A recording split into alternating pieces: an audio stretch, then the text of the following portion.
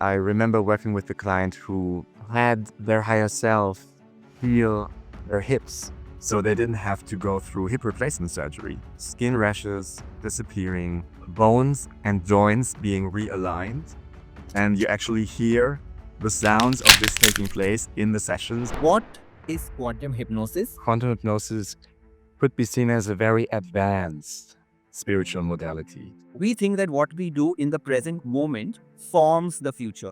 But what if it's the other way around? What if our higher self is showing us the probability of one of the futures so that we can change the present? Time is not linear. It's all happening at the same time, basically, in a very spacious. Now, When I say, I love you, and the word I precedes the word love, it's already conditional. You want to master unconditional love as a human being, know that you can't really master it, but you can get very close to it. A lot of parents expect a lot from their children, and when they don't deliver, suppressing emotions is always tricky. It might express itself on the physical level. In my experience, anger, if suppressed over a very long time, very often leads to symptoms that we would call cancer. 2025, in terms of astrology, is the year of Mars, which will bring up a lot of anger within people. If this is what is going to be the theme of the year, how can we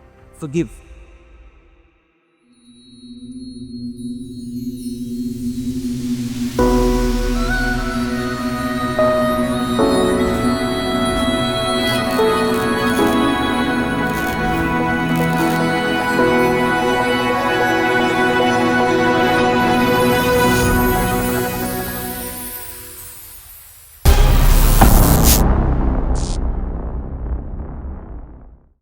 Welcome back to Soul Safar with Bhaav.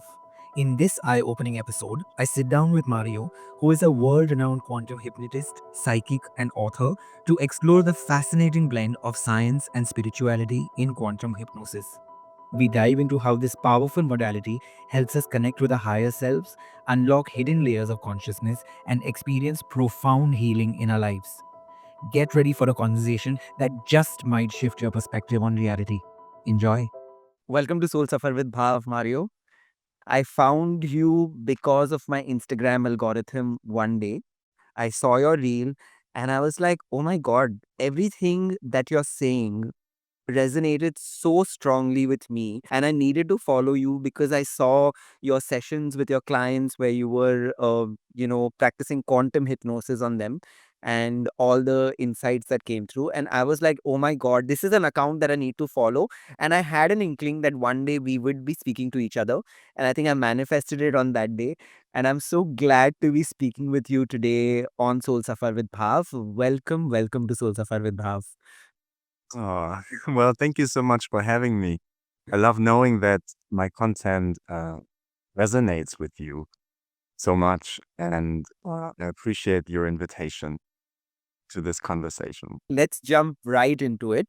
I wanted to ask you, what is quantum hypnosis? And we've all heard of regular hypnosis or different other kinds of hypnosis. And how is quantum hypnosis different from the other hypnosis that we've heard of? Well, the biggest difference is probably that quantum hypnosis has a spiritual and metaphysical approach to hypnosis. So while classical hypnosis or regular hypnosis, what most people are familiar with, aims at working with the subconscious mind, specifically um, in connection with the conscious mind as well. We, as quantum hypnotists, are focusing on working with the higher self, the super conscious mind, you could say. So this is closely related to spiritual understanding of the self and very much like working with the soul of the person instead of just, in quotation marks, the psyche. And I would also say that quantum theories um, approach to consciousness, meaning that consciousness has an effect on reality. this is also a major aspect in this work. I was reading this book called The Holographic Universe that tells us how the universe is actually, and there is science that backs it up, that the universe is actually a holographic projection of our own brains. And they said something so beautiful when they were explaining quantum theory. We think if you divide the cells, the most basic cell that you'd get at, or the particle that you'd get at, would be an atom or a molecule. They are saying that quanta is actually, when you divide it further, it's the most basic nature of existence. They don't even say particle or wave, because they say that a particle could behave like a wave and a wave could behave like a particle. But a substance, the most basic nature right now as we understand, is quantum or quanta. I would theorize that where we would end up is actually consciousness. Correct. From my perspective, at the bottom or at the core of everything, I believe that there is consciousness. And this is one of the main elements Right. in the field of quantum hypnosis. What are the different challenges that can be addressed through quantum hypnosis? Like what all can I come to resolve for a quantum hypnosis session? Well, there's no limit really. Whatever you would like to understand about yourself, your life, whatever you'd like to change, whatever you'd like to transform, really. And this could be an issue or a topic on the mental level, emotional level, spiritual level as well, and physical, of course. So any fears, negative patterns, impairing beliefs, um, physical symptoms, anything really. There are no limitations. So when you say physical symptoms, Mario, you mean it could be a physical disease that if I say that I have an irritable bowel syndrome and I've had it for a really long time and I don't know, I've tried medication and I can't solve it. Could it also help solve physical symptoms like these? Yes, definitely. Physical symptoms are on many lists, many of the lists of my clients that they prepare for the session. Right. What does a typical quantum hypnosis session look like for the absolute newcomer? If I walk into a session with you, what would it look like? And would I need to prepare for it? Is there any preparation required? Yes, there is preparation, not required, but recommended. And a big part of that is sharpening your intention for the experience. So you would take some time out to really think about what you would like to focus on during the session, what you would like to work on with your higher self. So this includes making a list of topics, and you would bring this list into the session. We would talk about it at the beginning because it's very important that I understand what you're after, what's important to you. Because as the facilitator, I'm the one who will speak with the higher self of the client. So I am the proxy basically for communication, and the client is the proxy for the higher self, you could say, which will come through the person I work with who is in deep hypnotic trance. Trance is induced. That's the hypnosis part. And once the necessary level of trance is achieved, we embark on the journey, on an exploration that may include past lives, future lives, parallel lives, in any shape or form. And this is prepared by the higher self for the person.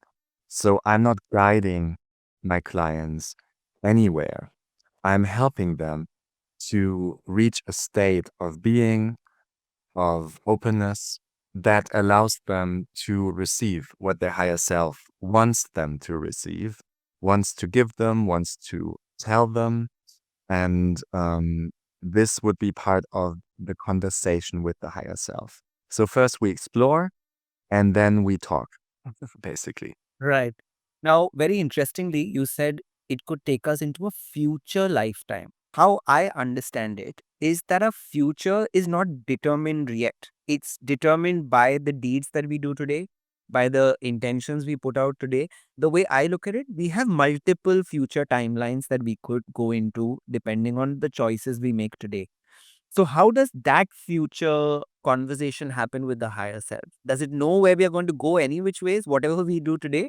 Well, this is connected to the concept of time, which is very difficult to grasp with the human mind. Um, the higher selves have tried to explain it to me many times, and I think I have an intellectual grasp on it, but it's really hard to really understand it because as human beings, we are in a structure of linear time. There's a past, a present, and a future. And this would include all um, the aspects you just mentioned. However, in actual reality, as they say, time is not linear. It's all happening at the same time, basically, in a very spacious now, you could say. And so, in this spacious now in which everything is happening at the same time, you can, of course, enter what we call the future and see what will happen. And of course, this is where different timelines come in and probabilities and choice points. And this gets very complex. It's very hard to grasp, but the higher self can do all these things. Right. You're right. And if we are consciousness instead of mind, and in deep hypnotic trance, it's very easy to be consciousness, you can travel with the higher self into the past, into the future. The boundaries of space and time, so to speak, they don't exist on the level of the higher self. Right. Because you said we live in we think linearly. The human mind thinks as past, present, future. We think that what we do in the present moment forms the future. But what if it's the other way around? What if our future guides the present? What we think the question, when I ask the question, I will get the answer. But what if the question is born from the answer? You know what I'm saying? It's what it's what happening. What if a higher self is showing us the probability of one of the futures so that we can change the present? It sounds completely cuckoo right now while I'm saying it to myself. I sound like, but do you think this could be one of the things that could be happening? I don't think it sounds cuckoo at all. As far as I know, as far as I'm informed, that is exactly the case. And in my experience, whenever the higher self has presented a future existence or event to a client, it was always done with the intention of helping the person make appropriate choices. So the future very much informs the present. I think all three parts of the timeline are interconnected and each of them influences each other. Perfect. Right. Wow. That really that blows my mind. And it's just something that I thought of while you were answering. You also mentioned we could have a conversation with a parallel selves. Now, can you explain that to me a little bit, please? Well, most people believe that you have these lifetimes, incarnations on a linear timeline. There are lives that came before your present one, and there are lives that would come after your present one. But my experience in this work has shown me that we also live lives at the same time. So your soul could be in several incarnations right now on this planet and even beyond, not only on this planet, but let's just stay on Earth for now. There might be other human beings on this planet that share your soul. And so technically, this is also an incarnation of you, of your soul. And so this would be a parallel life. Wow, that just defies so much that we know. so much that we've told and so much that we've learned, there's this word that we've been using a lot. We've been using the term higher self a lot. And I know this term is used in many other healing modalities as well. What, according to you, is the higher self? And is the conversation with the higher self different in quantum hypnosis than any other healing modalities? I would say no.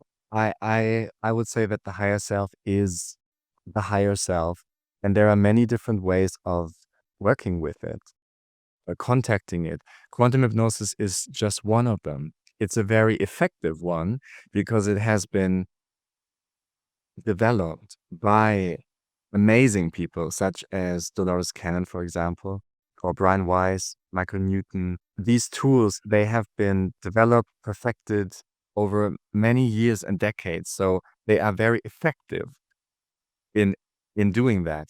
But of course, you don't need any of these tools to contact your higher self. You can do it by yourself in meditation.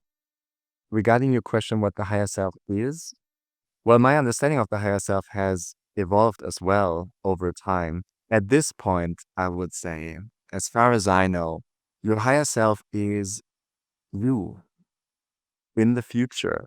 It's your future self, your evolved, ascended, expanded self.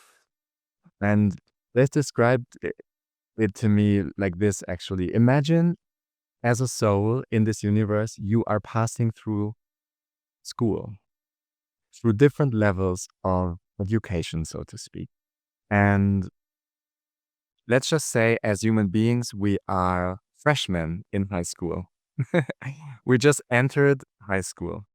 And your higher self is basically you a couple of years later, graduating from high school, moving on, let's say, to university, college. But before the higher self leaves high school and moves on, it turns around in time.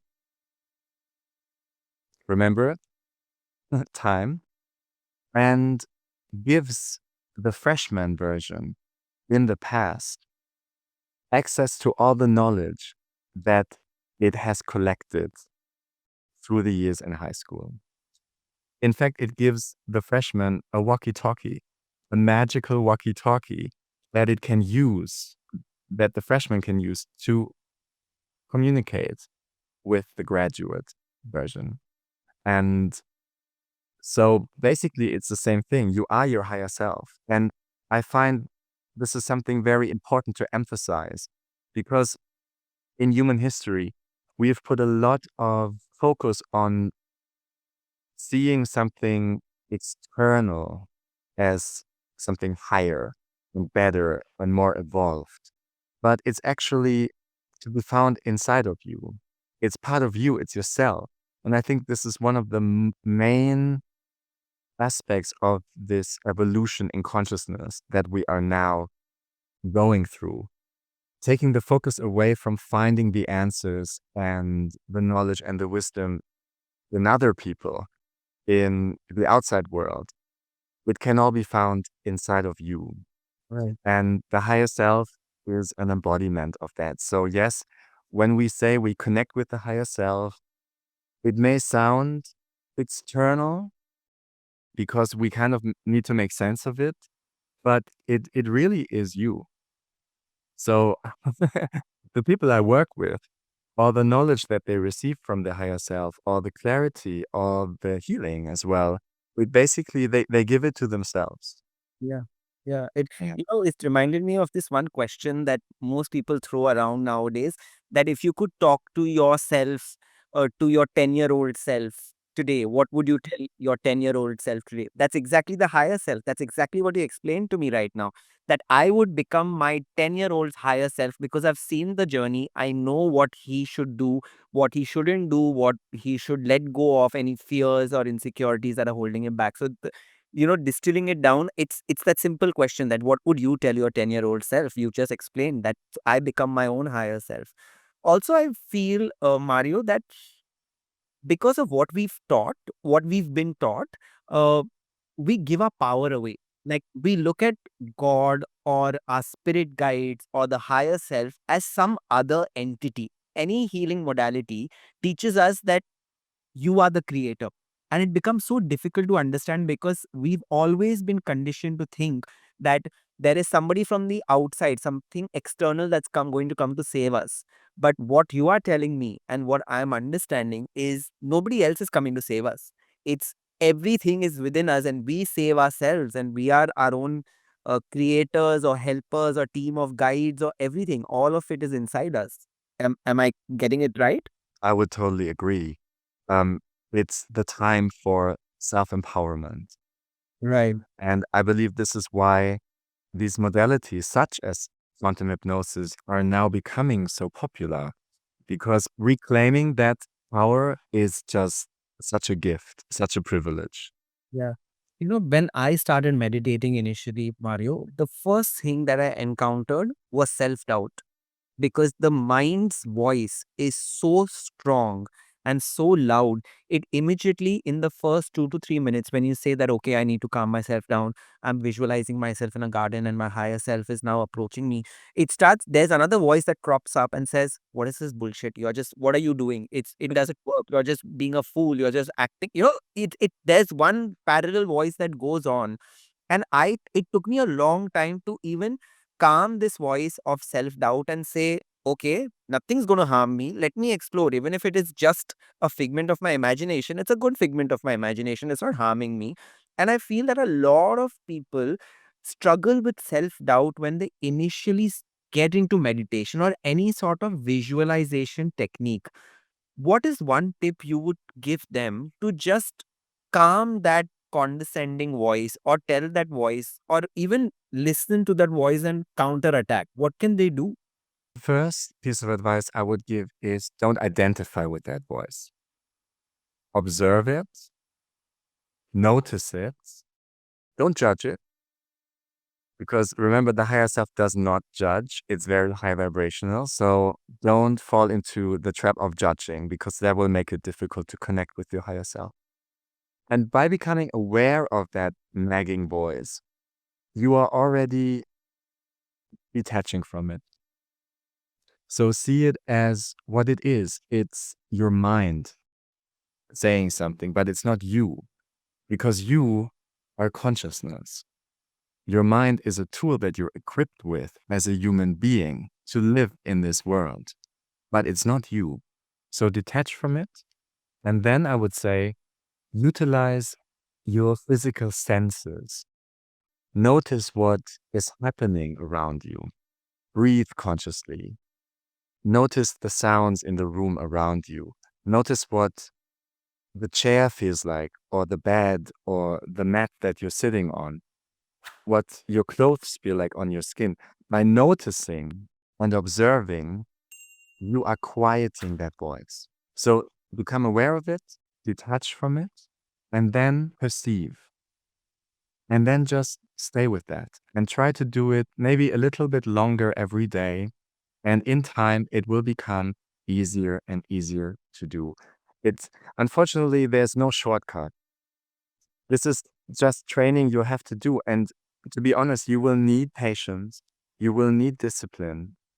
It's just part of it. It For most people, it won't come easy because we we are conditioned to identify with our mind. We have lived many decades of doing that. So you can't just wipe that out in 1 or 2 days. And I would say if you become impatient, if you become frustrated, if this doesn't feel like something that you want to keep doing, then maybe it's not the time yet. Don't force yourself because you will naturally be guided to it. You will naturally find the patience, the discipline when you're ready. Right. I've worked with many, many people who told me that they tried meditation in their past and they did it for a few days or a few weeks and then they stopped and they quit doing it. And then only a couple of years later, they went, or a month later, they went back into it and then they were able to do it. So the timing element is also at play here. Right. Maybe we are supposed to go through certain experiences to then arrive at be ready to soak in. And when it's not Exactly. time yet, it feels like it's not working for you. And something Yes. so beautiful you said, that impatience kills intention. I could sit with an intention saying, today I want to connect with my higher self. And I feel like it didn't happen. And then tomorrow it didn't happen. And third day it didn't happen. And I'll be like, this is rubbish. It's not working. It doesn't work for me. And then I'm not patient enough, because you said discipline as well. Because I'm not patient enough, I just let that go as well. Maybe I have to let go of the expectation that something will happen. I have to just get into it and be like, okay, whatever has to happen, whatever needs to happen will happen either ways. But let me just do it as a discipline, as a part of my routine. And something inside me will change every single day, maybe. And I will only notice it when it all accumulates together. Yes. That's wonderful advice, wonderful approach. Um, Letting go of your expectations is paramount Yeah. because expectations will always limit your experience because maybe it will happen completely differently than what you imagined it to be. And you don't want to close that off. You don't want to cut that off. So this is also uh, something I tell all my clients before they show up at their appointment. Let go of your expectations as much as you can. Of course, expectations are only human. It's completely normal. That's why I say as much as you can, because that will always be powerful enough. I got into spirituality because I started channeling and I started auto writing. Mm. And then there were days where I would sit down to channel and nothing would come through. It was almost like it was blank. There was no voice in my head. There was nothing going on. I would have pen to paper and I'd just sit there for half an hour. And I was like, oh, today nothing's working. And then the first question was, is something broken? Have I lost my connection? Am I am I not going to be able to do this again? And that would instill a lot of fear inside of me. And then much later, I realized that maybe that day I just needed to listen to the silence. I just needed to give whatever I had received and accumulated inside of me to find its space on its own. It was doing its work and I didn't need anything. I didn't need to receive anything on that day. But that took me so much time to just become comfortable, even with that thought of pause, because we are always taught that only when something happens, something is of value. So it was challenging so many things, so many belief systems inside of me. And to whoever's watching it, if you're going through this um moment or period of silence or pause, maybe it's meant to happen that way for you. You're meant to be just letting all the pieces find its appropriate place, because that I know how much, Mario, that threw me off. And that self doubt was so strong on those days. I was like, oh, maybe I can't do this anymore. I won't be able to do this. And here I am today speaking with you. But it's sometimes you go through an experience to then see what it was meant to do. Exactly. I love that you're sharing this story because it's a wonderful example of how challenges have the potential of bringing us to a new level of understanding. We were going through something, the way you described it, that was quite difficult for you, and it made you lose maybe hope, and you allowed yourself to receive the wisdom of this experience. And by that, you stepped into the perspective of your higher self. That's exactly how it works. And thank you for sharing that. Very inspiring. Yeah, I'm always happy. Also, I believe that we learn from experience and examples. So I would like, because I'm also this curious person, I want to always know more. Are there any transformative results that your clients have shown which you would feel comfortable sharing with us today through the quantum hypnosis journey with you? There are definitely amazing transformations that I've had the honor um, of witnessing on all levels. Like, of course, there are physical transformations. I remember working with a client who had their higher self feel their hips. So they didn't have to go through hip replacement surgery. That was definitely spectacular. Eyesight being dramatically improved in the session, rashes, skin rashes disappearing, um, bones and joints being realigned. And you actually hear the sounds of this taking place in the sessions. It's quite fascinating. However, I do want to emphasize that your higher self is not a genie in a bottle that you just rub out and it will heal you magically. Yes, some physical symptoms have been corrected immediately in the session, but then they were usually connected to a very strong shift in understanding. So when outer transformations have taken place, they are connected to inner transformations. And so in most of the time, the physical transformation takes place after the session when clients actually put the wisdom that they received into action and then gradually changed the way they think or feel about things. And that changed the physical level as well. To me, actually, emotional transformations are the most profound ones. I remember clients who have been able to integrate severe trauma from their childhood or youth, clients who connect with deceased relatives that actually come through with the help of the higher self. This is always very profound, very emotional. Um, when hearts are opened and perspectives on life and challenges are changed dramatically, that to me are the most beautiful moments because that changes everything. That can change a life in one moment. And so there's so much love. There's so much. Yeah, I always uh, tell myself that the work I'm doing today is not only going to change this life, I'm doing the work for all the other lives that I have to experience. So I think that uh, what I'm understanding is the emotional changes also don't just change this lifetime. It's going to have a ripple effect going forward. It's a much larger view that we need to adopt maybe. And for anybody who's wanting to um, book a quantum hypnosis session with you, I'd also like them to know that it all depends on you. How much you allow, and this is a word that I got tattooed on my body. Allow, how much you allow, and how much you accept.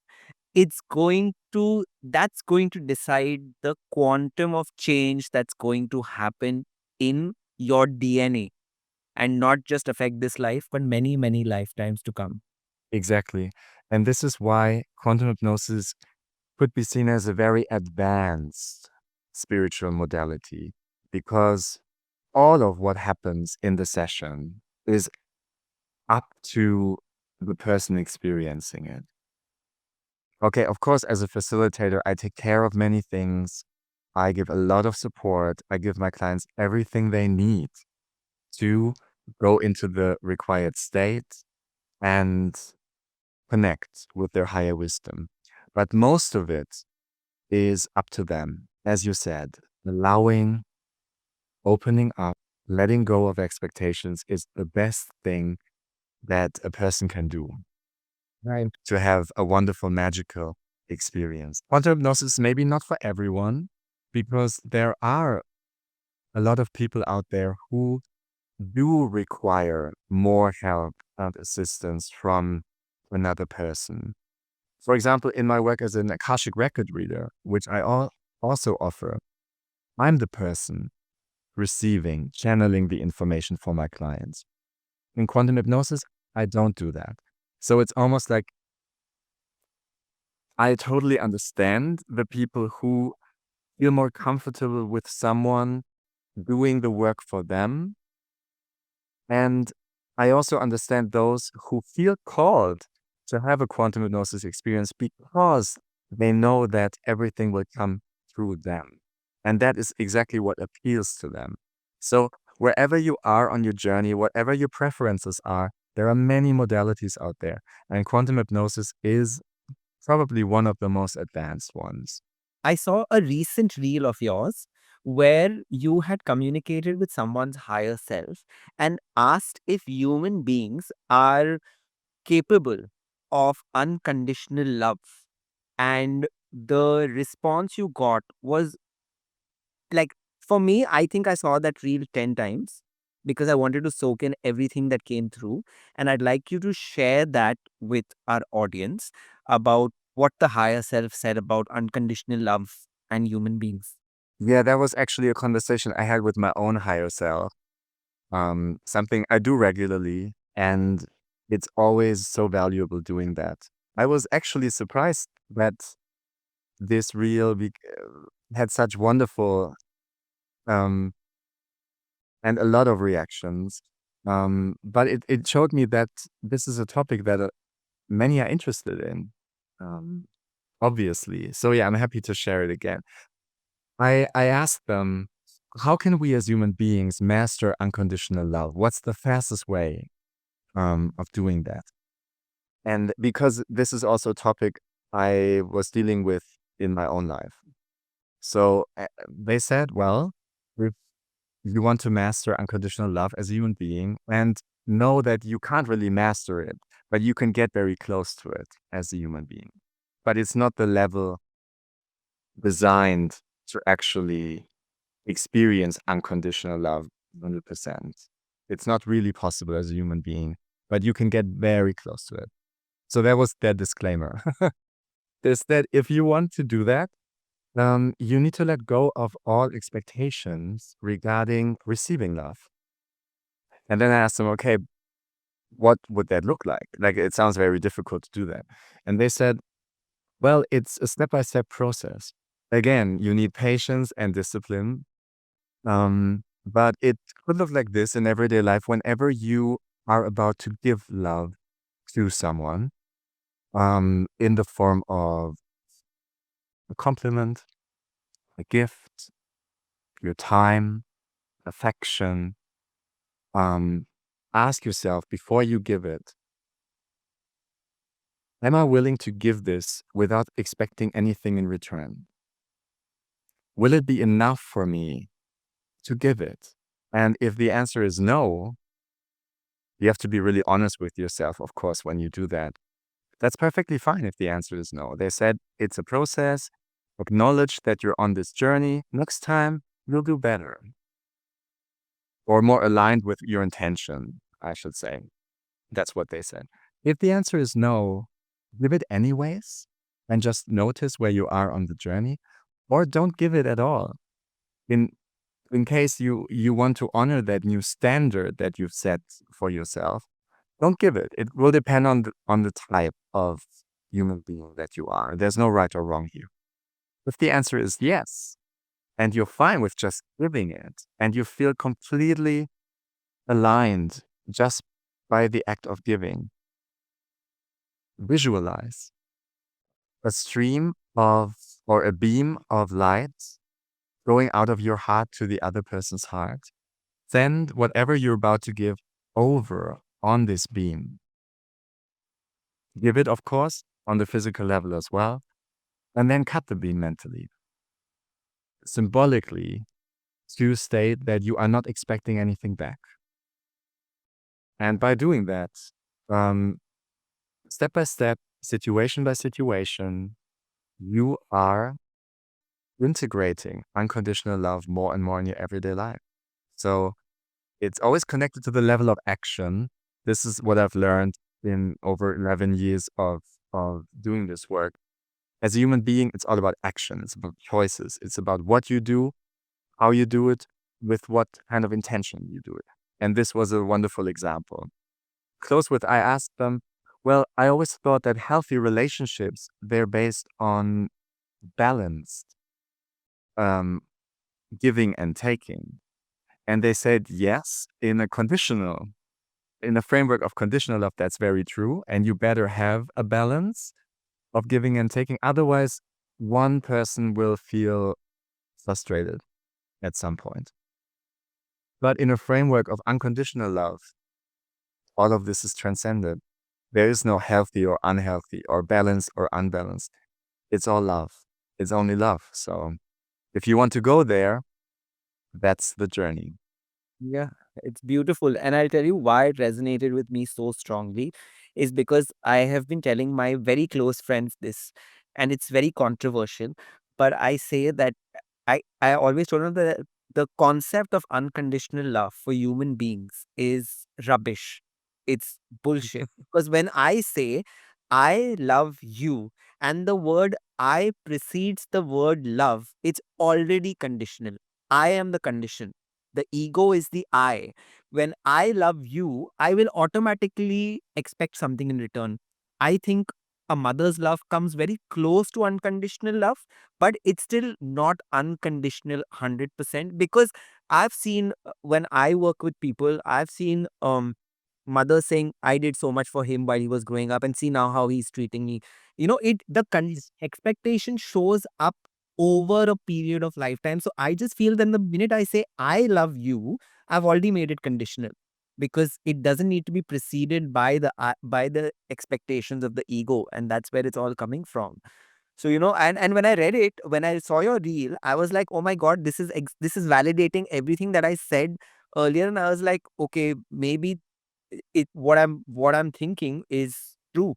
And thank you for validating that for me in that moment. I'm sure you didn't even know what you were doing for someone sitting across continents, but yeah, thank you. It makes a lot of sense.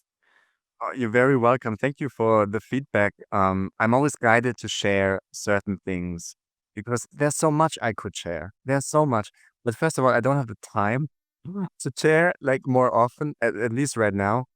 And second of all, my higher self tells me what to share. And so I love knowing that it actually had an impact. Thank you so much. And I think what you just mentioned about unconditional love coming from parents or mothers specifically, I think this is very important point to make. I think there's quite the misconception about this out in the world. Um, if a mother's love were automatically unconditional, I wouldn't have a lot of clients because a lot of emotional patterns, negative patterns, a lot of emotional trauma actually comes from having experienced very conditional love coming from parents. And so I think there is a distinction to be made. Yes, a mother's love is immense and incredible and so, so strong, and it needs to be, but it's not automatically unconditional. A lot of parents expect a lot from their children. And when they don't deliver, they don't receive love. So it's not the same, unfortunately. Um, and I think this is therefore something that mothers are invited to work on as well. Question yourself, am I really giving my child unconditional love? Am I, and on the level of action as well? That's the important thing. If my child does something that is maybe that I don't agree with, if my child dresses in a way that I don't agree with, if my child loves someone that I don't agree with, am I willing to give my child love regardless, whether they're doing something that pleases me or not? So this is something I think for everyone to embark on, if they want to, of course. Also, I feel from the mother's perspective, now we looked at it from the child's perspective. Now from the mother's perspective, when she's conditioned to give unconditional love and she's not able to give it, the trauma that's inflicted on her because of the guilt of not being able to give that sort of unconditional love is also a lot. So it's not, the harm is not just one ended. It's, I think, it's on both ends, because sometimes I know there are women who feel bad that I'm supposed to be giving this sort of love, but I can't because of the circumstances that I am facing, and then they go through that as well. So it's just, I think it's important to put it out there that it's, of course it harms the child, but at some point the female or the woman is also being is maybe dealing with a lot of guilt and shame and other beliefs. Definitely. You said something as well that I feel is very important. Unconditional love also applies to the self. So if you feel like you're not meeting certain standards or expectations that you might have set yourself as well, don't beat yourself up. Give yourself the same unconditional love that you want to give to others. Meaning, regardless of what you do, of what you are, what you look like, what you have, love yourself. Give yourself this unconditional love without conditions, as the term says, you know. I think we are nearing the topic of limiting beliefs that we create sometimes for our own self. How can quantum hypnosis help us heal or get rid of these limiting beliefs and patterns that we may have built up ourselves within us? Right. Well, the first step is to become aware of them. Most of my clients bring certain beliefs into their session on their list, so they're already aware of them in some way. They haven't managed to change them yet, but they are aware of them at least. So that's very helpful. And then the next step would be to uncover the origin of that belief. When was it created? What happened that resulted in this belief? And this is where the higher self comes in because it guides the person back in time, because usually that's in our past on our linear timeline. Um, this might be an experience that was made in youth or childhood or even beyond, in other lifetimes. Past lives, so to speak, are very often the source of negative beliefs. And this is where I actually see one of the great benefits um, compared to conventional hypnotherapy, maybe in the context of psychotherapy as well, because usually they stop at birth. And in my experience, very often we have to go further back. We have to go beyond the present life to find the origin of a negative belief. And once it has been identified and uncovered, then it's time to change the perspective on it. Maybe heal wounds, emotional wounds that have been connected with the trauma that was experienced in many cases, and insert the higher self's energy or perspective into the person. And usually this is connected to forgiveness, compassion, and unconditional love. There it is again. Yeah. I like how you're leading me to my next question, because they say that 2025 in terms of astrology is the year of Mars, which will bring up a lot of anger within people, and Mm. that is why I think it's important to speak about forgiveness. Has anybody's higher self that you may have encountered said how to deal with anger or how to practice forgiveness, like something that they can do? How do you deal with anger? Because if this is what is going to be the theme of the year, how can we forgive easily? Well, easily is maybe not always the case. Um, but first of all, I would say it's an emotion like any other, and it has validity. There's always a reason why there is anger. So I would say try to find out where it comes from. Go to the origin. Again, this is why quantum hypnosis is so effective. But again, you don't need to work with me or one of my colleagues to do that. Meditate on it. Become still, because your higher self will find a way to give you the information you need to uncover the origin. And this might happen through a sudden inspiration, sudden insight, a thought that pops up, a dream. Dreams are very popular communication channels of our higher selves. And then that will help you understand where it comes from. Try not to suppress it, because suppressing emotions is always tricky. It can lead to other blockages, and it might express itself on the physical level. And it's quite interesting that in my experience, anger, if suppressed over a very long time, very often leads to symptoms that we would call cancer.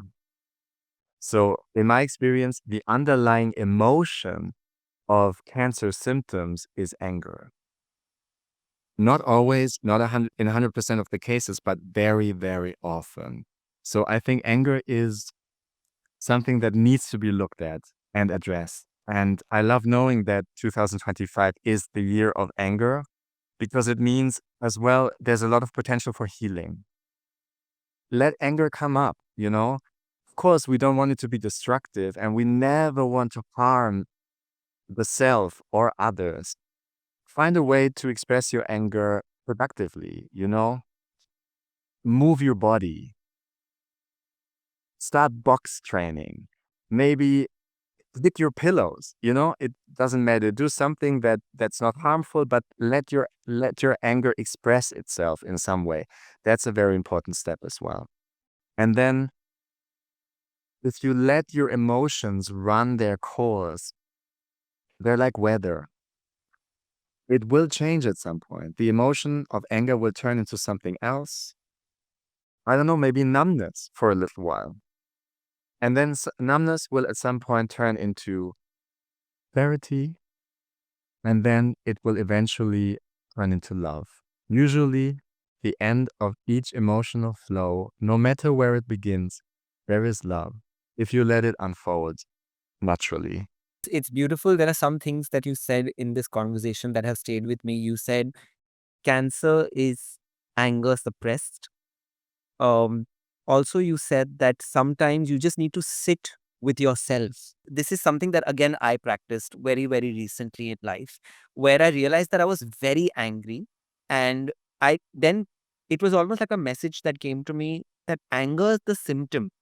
Anger, anger is not the origin. Something is causing the anger.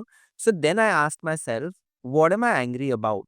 And of course, I just put the question out there. I sat and meditated on it. The answer didn't come to me till I think a week later, again in my meditation. I think I was guided to the point where I realized my anger was coming from fear and a sense of helplessness in a situation in my life. Because I was feeling so helpless and I was so scared, I was expressing it as anger. So sometimes you just need to put the question out there and really trust that the answer will come to you when you are ready to hear it. So that's beautiful that you said that. And that's something that happened to me in real time, in real life. And I felt it so strongly when you said it as well. Well, again, you're presenting a very beautiful example of what we talked about from your life. I love how our conversation is flowing as well. Um, you mentioned something very important here. We need to ask the question, because our higher selves, our guides as well, our entire high dimensional support is bound to certain rules and laws. And one of them is that they are not allowed to override our free will. So they can't just dash into your life and change everything for you. They can give you support, they can give you help, even active help inside, but you need to ask for it. Not in the sense that they're like gods, you know, they want to be asked for help. It's more like they want to help, but your free will needs to be activated. And once your free will is given, they then have a much bigger spectrum of supporting you. So this is why asking the question, putting it out verbally even, is so important. And once you've done that, the wheels are set in motion, and at the right time, in the right way, the information will come. Like you said, a week later. You know, this is again where patience comes in, you know. The realm we live in, there will always be a delay in time. when it comes to manifesting. It's just built that way. It has a purpose as well. It teaches us cause and effect. It Right. helps us learn to make choices very consciously, because every choice we make has an effect in this linear time structure that we live in. Bottom line is, ask questions, give your higher self permission to do things, and then it's much easier for them to do that. Right. Another thing you said was um your higher self communicates with you much easily in through dreams. If I want to receive communication in my dreams, is there anything that I can follow before I go to sleep? Any sort of a routine, maybe setting out an intention, anything that I can follow to make myself more receptive in dream state? Again, use your intention to do just that. Your intention is your magical currency when it comes to creating your reality. And this, of course, includes your dream experience as well. So if you want to connect with your higher self through dreams, if you want your higher self to create your dreams, state that. When you lie in bed, before you fall asleep, say to yourself, I will dream tonight. I will receive information from my higher self in my dreams. And very important, I will remember when I awaken. Because a lot of times your higher self works with you in your dreams, but you just don't remember it consciously. Right. And that's fine. The effects of that work in dream time, they still happen in everyday life, but more unconsciously. You know, maybe your higher self prepares you for a certain situation on the next day. And so the next day, you intuitively make a certain choice in that situation because your higher self worked with you. Right. But you will not know about it. It will just happen. Again, don't expect it to happen in the first night that you do this. You know, do it for a couple of nights. Do it as long as it takes to make it happen and to remember it as well. Because making it happen, again, is one thing, remembering it is another. So we need to put two components together here, and that might take a bit of time. Also, I think we live in crazy times right now. The world around us going through a complete transformation. Uh, if is there intuitively, is there any learning from the higher self, from anybody's higher self, that you can remember that will help us navigate our daily lives in these crazy times? Well, they always say the same things practically.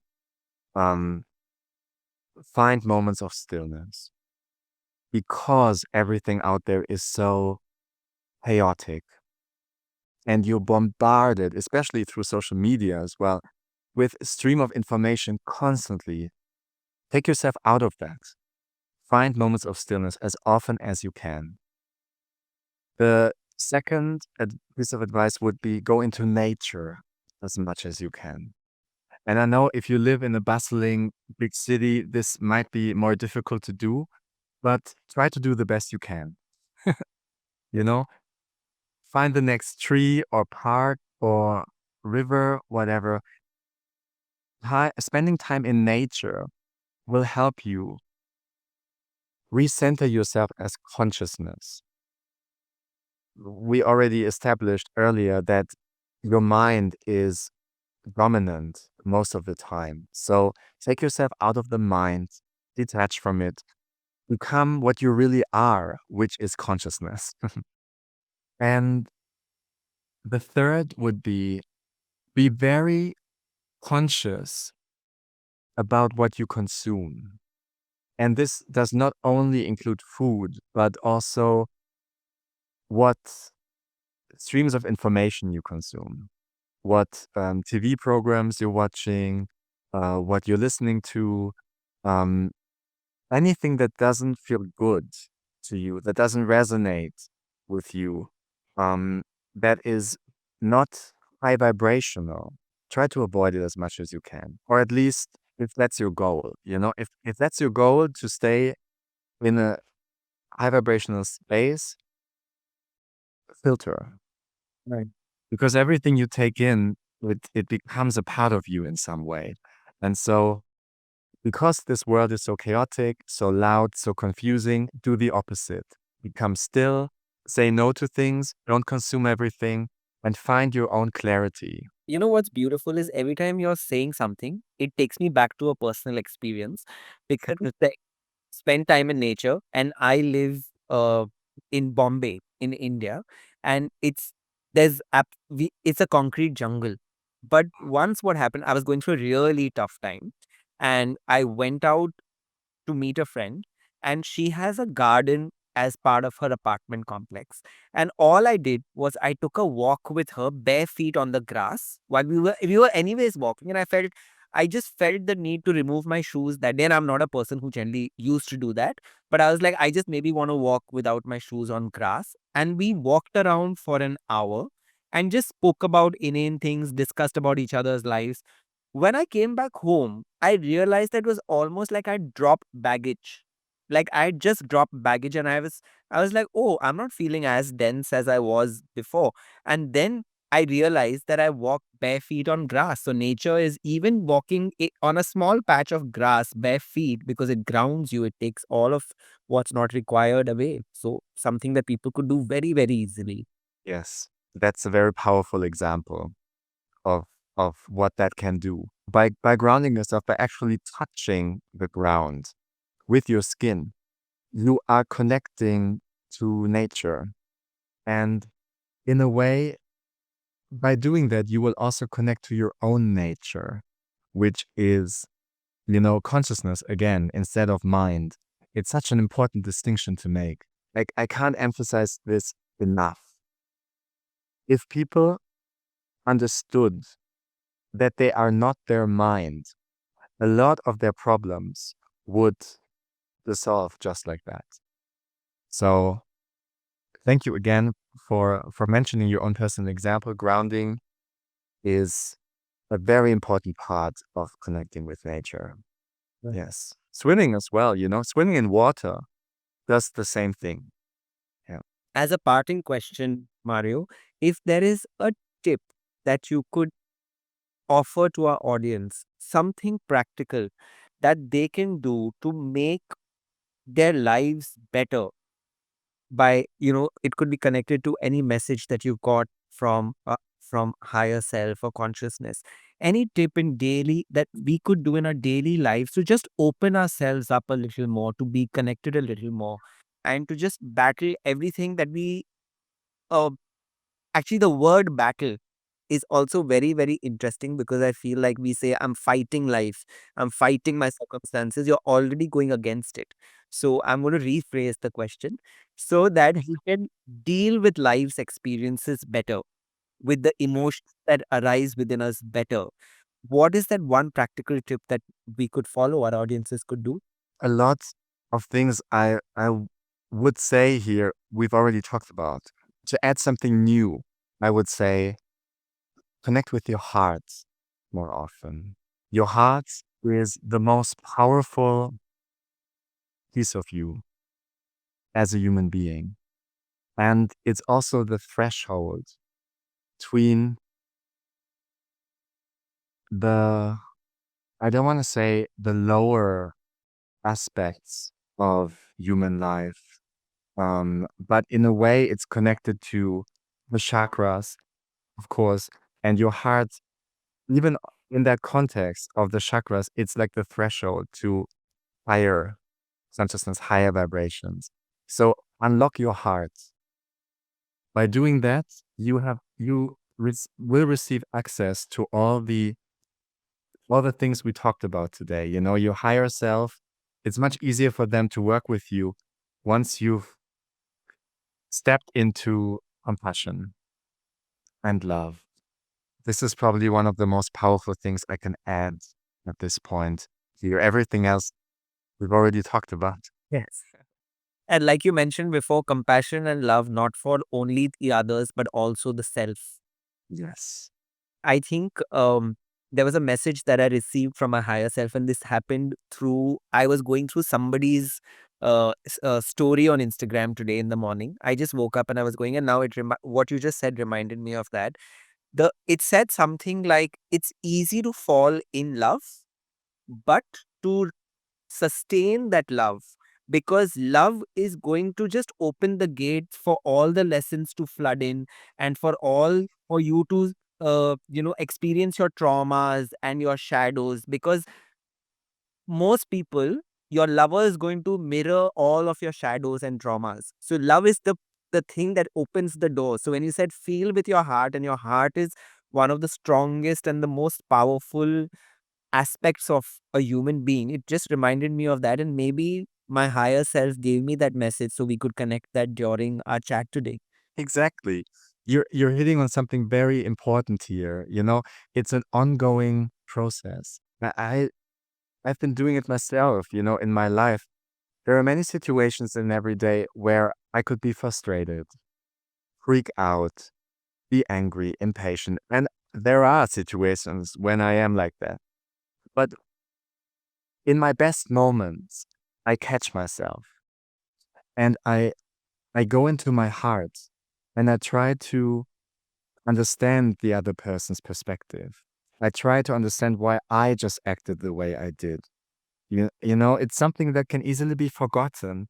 So as you said, doing it once is not, that's not it. You have to continuously, again and again and again, choose to do that. And this is something that every person out there has to make for themselves, that choice. Yeah. I'm going to end this with, again, a very personal experience, like you mentioned, so the audience understands what you're actually trying to say. Is just the other day, I was sitting at home and I was watching television, and my help at home was cleaning. She was just wiping stuff down, and she just happened to, by mistake, drop a frame from the wall. It dropped to the ground, and in an instant, I got up and I screamed. And I was like, what is wrong with you? You can't be careful. Why can't you be careful? And then 30 seconds later, I caught myself and I said, this is not how I would normally react.